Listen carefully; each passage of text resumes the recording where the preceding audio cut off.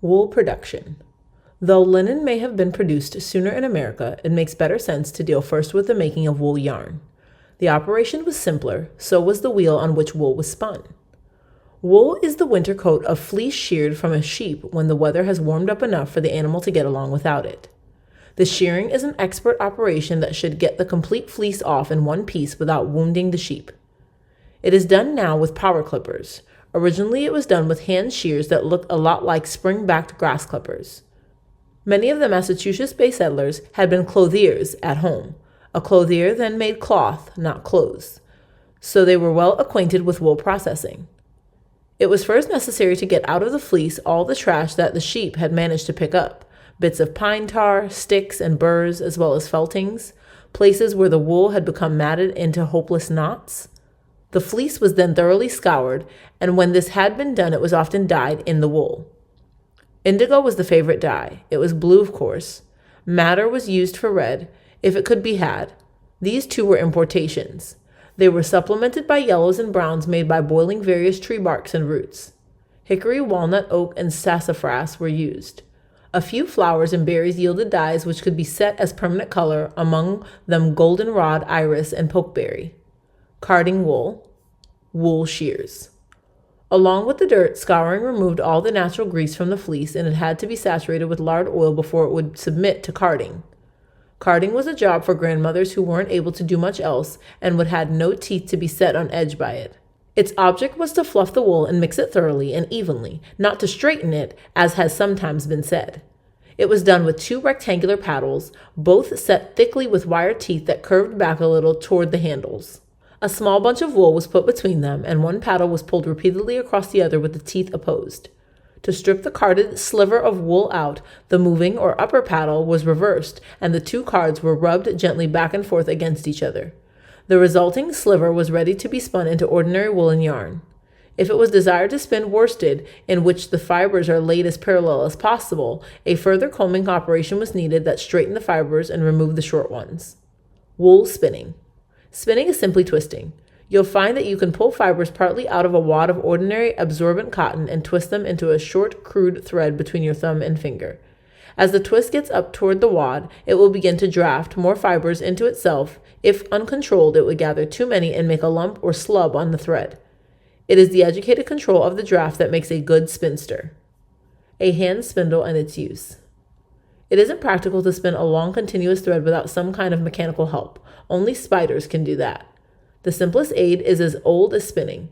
It is the hand spindle, which was used at least 3,000 years BC and is still used in Asia and Africa.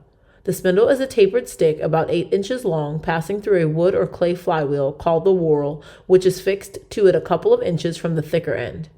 A bit of finger-twisted thread is made, wrapped a few turns on the long end of the spindle, and secured near the point with a hitch. Then the spindle is suspended by the yarn and given a twirl. The whirl keeps it turning for quite a time, and as it turns, it twists the yarn into thread. Unspun yarn is held in the right hand, and the left controls the draft. When the spindle slows down, it is given a fresh start before it can begin reversing itself. When the spun yarn grows too long to be handled conveniently, it is wound on the spindle near the whorl, its end is hitched near the point, and the operation is repeated. It is easy to take a new sliver from the mass of wool held on a distaff under the left arm and work it into the end of the spun thread. Spinning wool yarn. The spinning wheel in its simplest form, which was the wool wheel, was nothing more than a mechanical way of rotating a spindle. The spindle itself was exactly like the hand spindle, except that the whorl had a groove around it for a belt, and it worked in a horizontal position instead of a vertical one. The belt passed from the whorl around a large wheel that the spinster standing by it turned or stopped at will with her right hand or with a wooden wheel finger.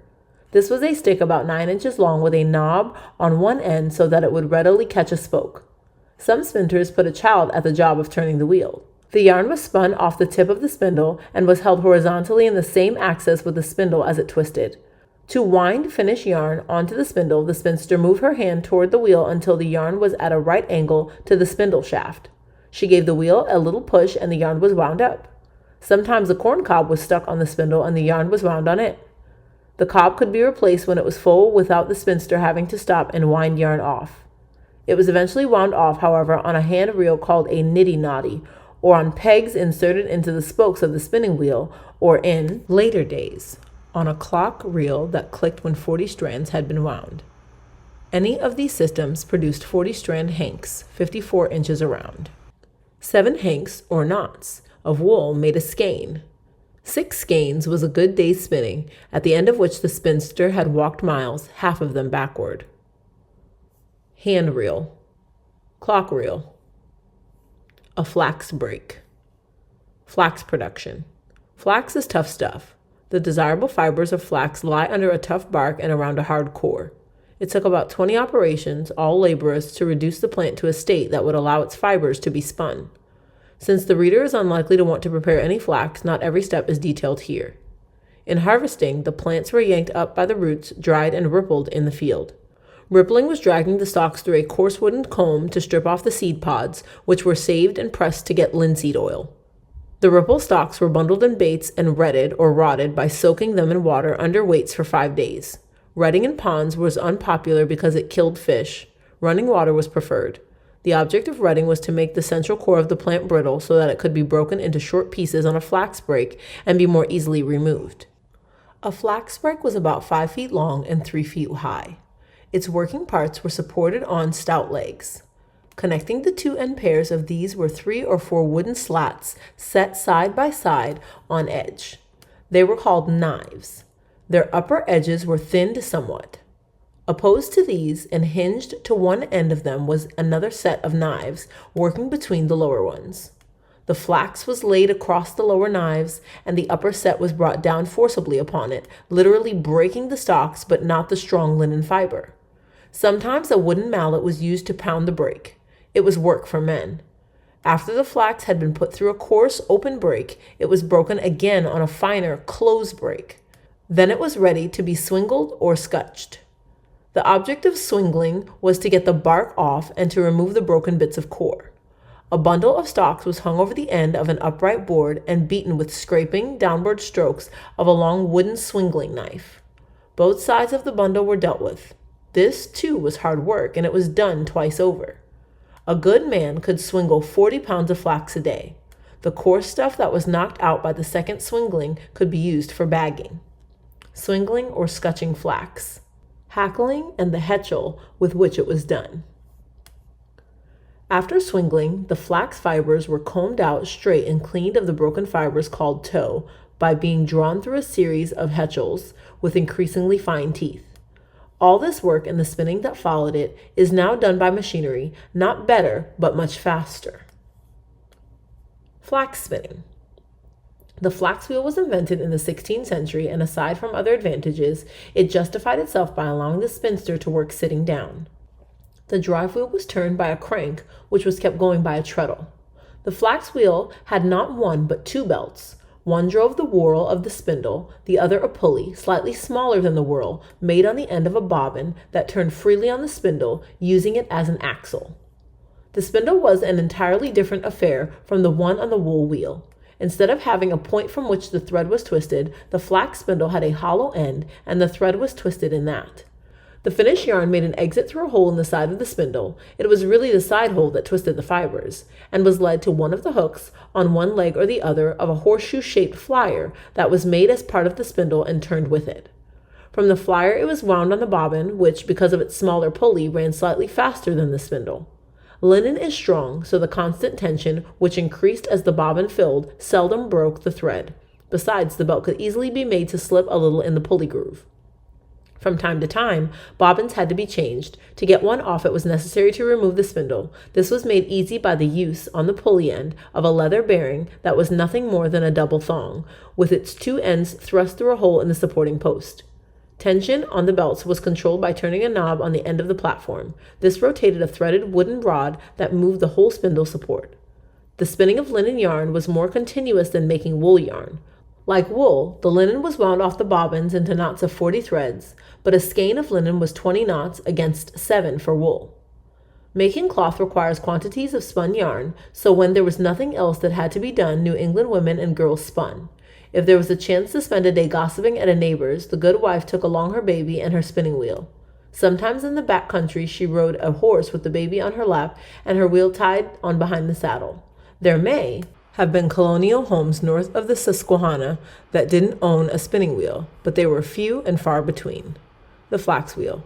The incent is an enlargement of the spindle, the bobbin, and the belt tightening device, which is cut away for clarity. Weaving. After the spinning was done, its product had to be woven, and this too was done at home on homemade looms. Linen fabric was made into clothing, napkins, and sheets, wool cloth into clothing and blankets. Together they were woven into the universal fabric of the common man, linsey woolsey, which was a warm woolen weft on a strong linen warp. A colonial loom.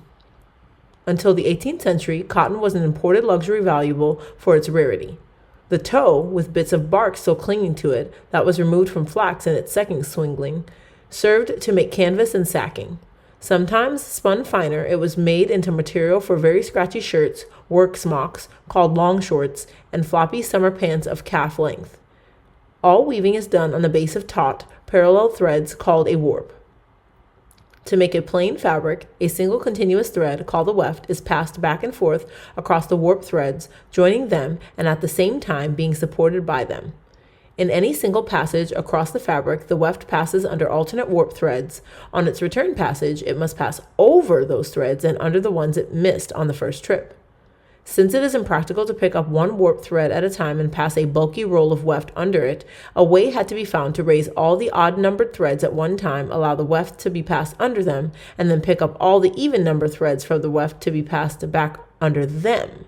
Apart from acting as a frame to hold the work, this alternating pickup is the principal purpose of a loom. The device is very ancient. A colonial loom was built as a rectangular framework of squared timbers held together with mortise and tenon joints. The loom was big and heavy and strong, as it had to be to stand the strains put upon it. It stood several feet high and took up more floor space than a double bed. The whole structure was carefully made, plumb and square. Again, it had to be. A crooked loom weaves crooked cloth. A close view of the shed, the button, and the harness. The warp was pre-cut to length and stretched horizontally from back to front of the loom. At the back it was wound with infinite care on an octangular roller that had the handles for turning it and suspended weights or a ratchet for breaking it. This roller was called the warp beam. Warp was unwound from it as the work progressed. At the front of the loom, just short of the plank that served the weaver as a seat, the warp passed over a smooth rounded timber called the breast beam, and then back and down to another roller called the cloth beam, on which finished work was rolled up. About halfway between the breast beam and the warp passed through the heddles that did the job of picking up alternate threads to form what weavers called a shed for the weft to pass through. Modern looms usually have metal heddles, but old ones were made of strong linen string. Each thread of the warp had its own heddle, made with a loop or eye in its middle to carry the warp thread. The heddles were strung vertically side by side between horizontal wooden strips, and the whole assembly was called a harness. Plain weaving needed two parallel harnesses, one for the odd threads and one for the even threads. Getting the warp onto the loom, measuring for length, avoiding tangles, getting every thread in its right place and all at even tension was a complicated and exacting job for at least two people. Even now, with modern shortcuts, half of any book on weaving is likely to be devoted to warping. Pattern weaving was even more complex since it required 4 or more harnesses. To make a pattern, arrangements had to be made for the weft to skip warp threads occasionally, and it all had to be done by the threading of the harnesses. Most of the early colonial production was plain weaving.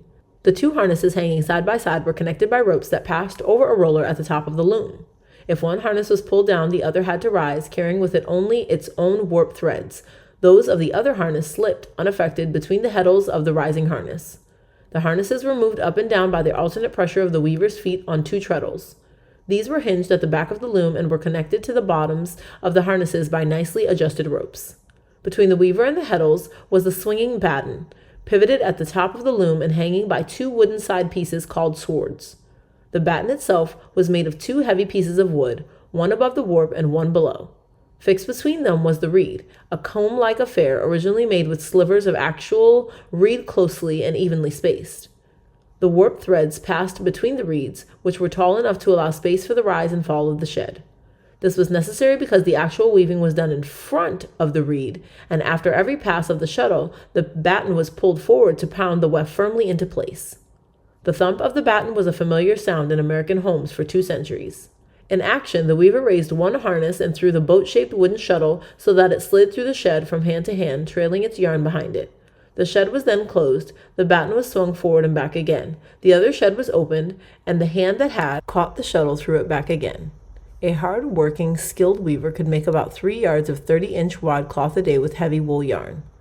Most looms made cloth no wider than 30 inches because it was hard to throw a shuttle farther than that and still catch it. The shuttle. The shuttle was about 8 inches long and was made of hard, close-grained wood.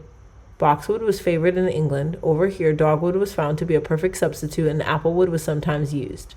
Since the shuttle was thrown in both directions, its bluntly pointed ends were identical and usually were tipped with metal to guard them from accidents.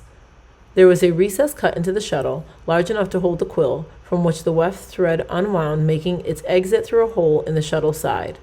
Quills were wound in advance, of course. Some actual feather quills were used. More often, they were short pieces of hollow reed. Paper ones are now used.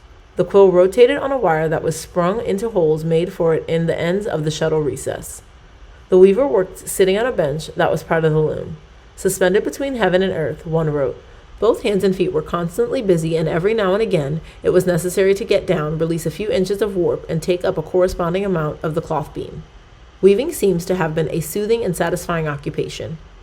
Though spinning was exclusively a woman's task, it wasn't considered effeminate for a man to weave.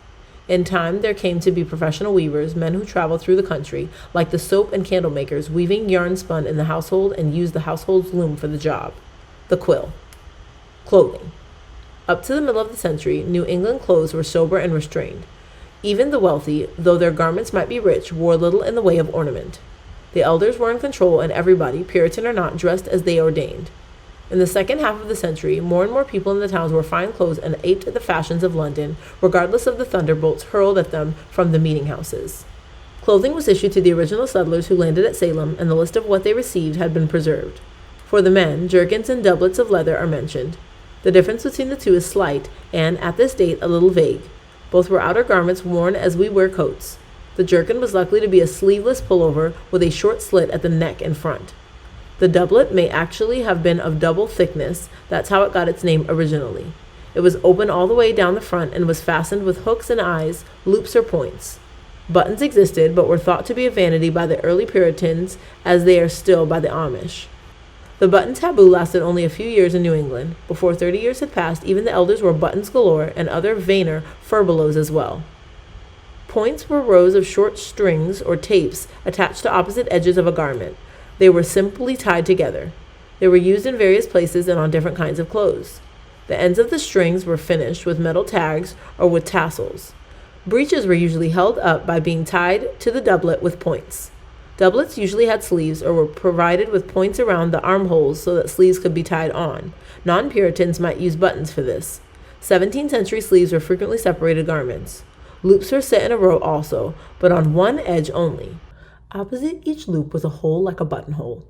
Fastening was accomplished by passing the bottom loop through its hole and then passing the next loop through its hole and through the loop that projected from the hole below, and so on up to the neck, where there was a string to tie the top loop. Puritans in Sunday go-to-meeting clothes. The man on the left wears a jerkin, he on the right a doublet under his cloak, the one in the middle has a cassock on and has his feet in clogs. Leather breeches are mentioned in the Salem list. These were baggy and tied below the knee, as all breeches were. The stockings below them were knitted from wool or tailored from cloths or leather.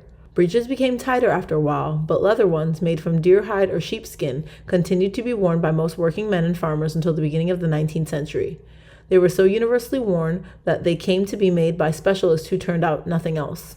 In cold weather, when we would wear an overcoat, the settlers wore cloaks or cassocks. The cassock was the more nearly like an overcoat because it had sleeves. Otherwise, it was a loose smock-like affair. A cloak was a cape. Usually it was provided with a strip of cloth that the wearer could fasten across his throat to keep the cloak on when it was thrown back. Whether they were intended to be worn by men or women, cloaks often had hoods. A woman's riding hood was really a hooded cape. It and other cloaks were more often scarlet than any other color. The caps issued at Salem were scarlet. Even men got 2 of them. They might have been the same kind of flat city cap that can be seen in the paintings of Holbein, but more probably and more practically, they were high at the rear, with short brims in front and turned up flaps on back and sides that could be pulled down when needed to cover the ears. Their descendants are still worn for farm work and hunting. Loops, flat city cap, points, ear-flapped Monterey cap. Children were dressed exactly like their elders once they emerged from babyhood. That period was considered to last until they were about 6 years old, and in it both boys and girls wore petticoats, sometimes confusingly called coats, pinners or aprons, and hanging sleeves. These last were extra sleeves, not intended to cover the arms but attached at the shoulders and almost reaching the ground. They served the purpose of handles with which to assist a child in learning to walk. They were worn a far longer time than any practical need required, and were a badge of childhood detested by their older wearers. The little girl standing by the Puritan dinner table is wearing them. Women's skirts were all called petticoats. Sometimes they wore several at the same time, one over another. The uppermost was often caught up in some way in front and back, or on both sides.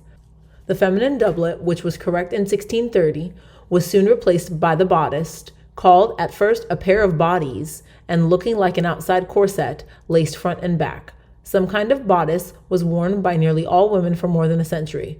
For quite as long, they all wore hoods. If a hat was worn, it went over the hood. A woman who was a widow, and more were then than now, wore a little cap with a point in the front, the widow's peak, just showing under her hood. Puritan women. On left, a headrail, widow's peak, woman's doublet, and looped petticoat. Second figure, laced bodies. Third, a riding hood. On right, hat over hood, and a rochet over a doublet. The name of some standard garments have changed. Pants, or breeches, were once hose. Skirts were petticoats. A petticoat, or something like it, was a shift. A lounging robe was a nightgown. A nightgown was a rail. House slippers were made of felt and were called slip shoes or slips. Anyone so slovenly as to wear them outdoors was, of course, slipshod. Some things have vanished entirely. A rochet, for instance, was a woman's three-cornered mantle, red in winter, white in summer. What man wears spatterdashes nowadays to keep his clothes clean when he rides horseback? They were loose, thigh-high leggings. For the same purpose, women wore stirrup stockings 2 yards wide at the top, in which they could crowd their petticoats and their modesty and ride astride. For riding pillion, there was an overskirt called a safeguard that could be removed and tied to the saddle while in church. Stirrup stockings, perhaps the least attractive of all female garments. Rubber shoes were unknown until quite recent times, of course, but mud had long been with us. Men too poor for boots wore wooden-soled clogs over their shoes to walk in mud. Clogs were made like modern scuffs, open at the back. There were clogs for women and for children too, but many women preferred pattens. These also had wooden soles and were worn over other shoes, but they had a back to the heel and a strap across the instep, and the entire sole was elevated an inch or so above a flat iron ring that was in contact with the ground. They weren't easy to walk in. An old diarist complains of his wife's slowness in them. At about the end of the 17th century, maybe they were older than that, loose canvas boots with short tops and wooden soles were called golo shoes. Something like them is still worn under the name of galoshes. Towns and discipline. New England is made up of small farms clustered around small towns. It grew that way from its earliest days. The land was divided into fairly large sections called townships and subdivided into farms or freeholds. With the church as a nucleus, a village was started in each township, and to govern the whole section, a town meeting was set up. Every voter had an equal voice in the meeting, but to vote a man had to own land and had also to be a church member. It wasn't democracy, but it was the egg from which democracy was hatched. Only in Rhode Island, and there only in its early years, did every man have a vote. Patents in use. The church was the center of everything. Everybody, member or not, Puritan or not, had to attend if he could stand up and put one foot ahead of the other. Because expulsion from the church meant the loss of one's vote, and because the preacher could dictate who should be thrown out, the clergy were in full political control. They didn't hesitate to try and condemn from the pulpit and to impose sentence for minor offenses. The meeting house stood facing an open lot, the common, so called because it was common property, and any townsman might graze his livestock there. Often the common was of considerable size, far larger than it appears in the illustration. In 1630, there were only 3 cows in New England, but the number was steadily increased, and sheep and swine were added. The commons became inadequate, and town herdsmen were appointed who took care of everybody's cows on other common lands outside the town. At first, the owners brought them to a meeting place each morning and collected them at night. Then the cows caught on and had only to be turned loose at sunrise and to have the stable door left open for them in the evening. In the autumn, pigs were taken to the woods by a swineherd to fatten on beech nuts and acorns before they were turned into bacon and lard.